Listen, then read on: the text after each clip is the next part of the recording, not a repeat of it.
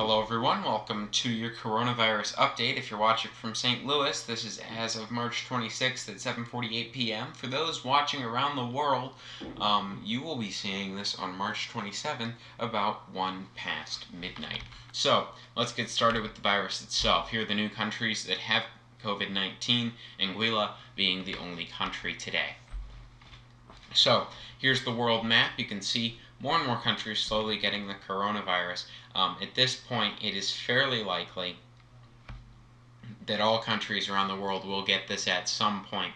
We'll see what does happen. We'll talk about some interesting things regarding coronavirus here in a little bit.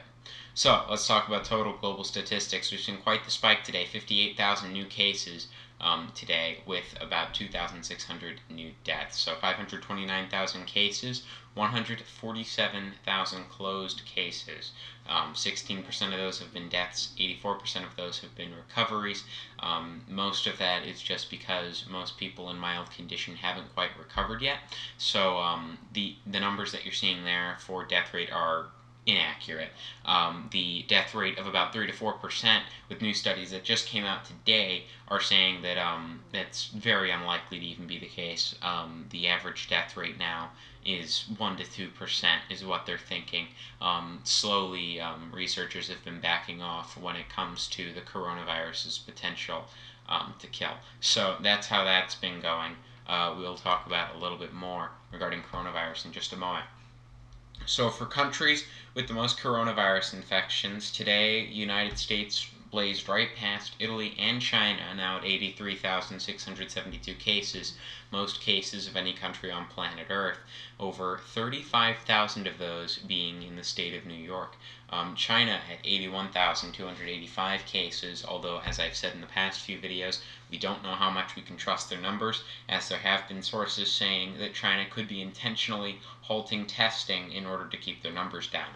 Italy at 80,589 cases, Spain at about 58,000, Germany at about 44,000, Iran at about 29,000, France at about 29,000, Switzerland at about 12,000, UK at about 12,000, and South Korea at about 9,000.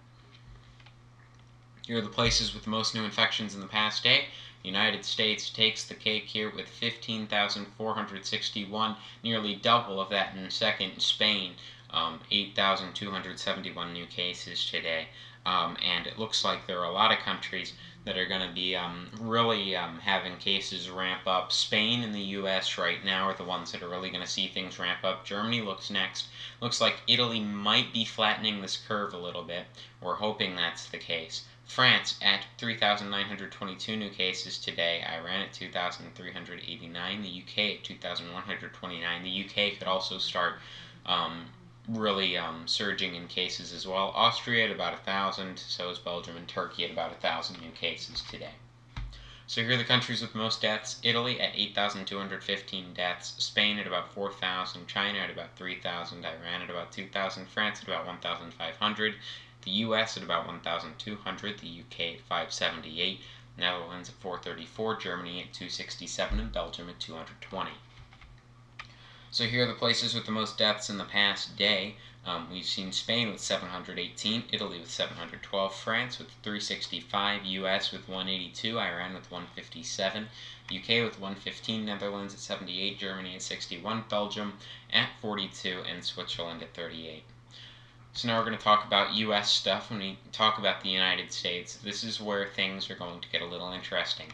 So what we're seeing here is cases are really going up quite a bit around the entirety of the country. Something to note, and something that I think is important to note, is that when we're looking at this, New York has by far the most cases. Now, New York is the best state when it comes to coronavirus testing and care right now. They have more testing per capita than South Korea at this point in time. So at this point in time, testing in New York has gotten really good. Testing across the country is getting a lot better, so numbers are going to get a lot more accurate. We also have some new news coming in that there are developments of tests that you can get to see if you've already had coronavirus and are now immune, which means that the total amount of cases that had happened when it comes to coronavirus could be much more accurate by the end of this thing, and I wouldn't be surprised if there are a lot of Americans that go and get those tests once they're available. Missouri is at 502 cases, as you can see there for those in the St. Louis area, and you can see nationwide quite a few cases really starting to crop up here. So here are the United States statistics: 85,268 cases today, 15,000 of those being new ones, 182 new deaths today. You can see we've had a surge in recoveries though. So now we have 1,864 recoveries.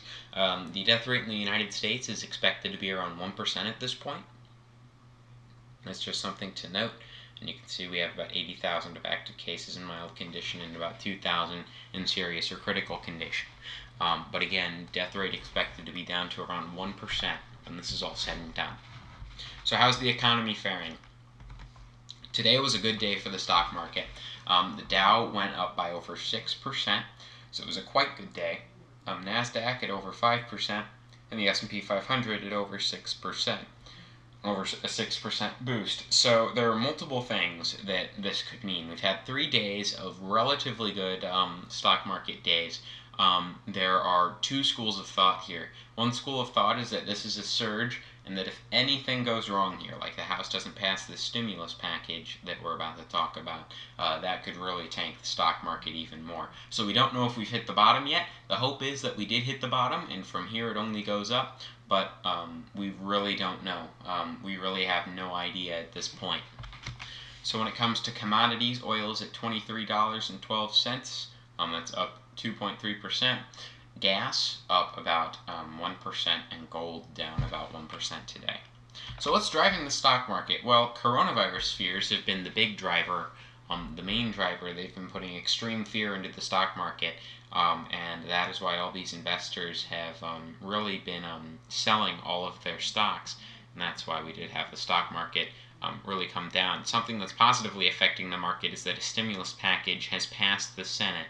So this is a historic stimulus package. This will be uncharted territory for the United States when it comes to government spending. About a $2 trillion stimulus package, which puts money in the hands of people and helps with small businesses. So this is definitely good news for the economy. So that's what we're looking at there. If you want more details on the stimulus package, news sources are probably a better place for that than me. So let's talk about what we can do here. So the World Health Organization is where we've gotten all of our stuff up to this point. Now we're getting stuff from the Center of Disease Control. First of all, what can we do? We need to be informed. We need to know how this spreads. There is currently no vaccine at this point. So the best way to prevent illness is to avoid being exposed. The virus is spread mainly from person to person between people who are in close contact within 6 feet of each other, or those through respiratory droplets produced when an infected person coughs or sneezes. These droplets can land in the mouths or noses of people who are nearby and possibly be inhaled into the lungs. So, here are steps that you can take to protect yourself. Wash your hands often. We've talked about this a lot. This is what the World Health Organization is suggesting as well. Washing your hands often is one of the most important things you can do. You should do it for at least 20 seconds, sing happy birthday to yourself twice, and you'll be okay.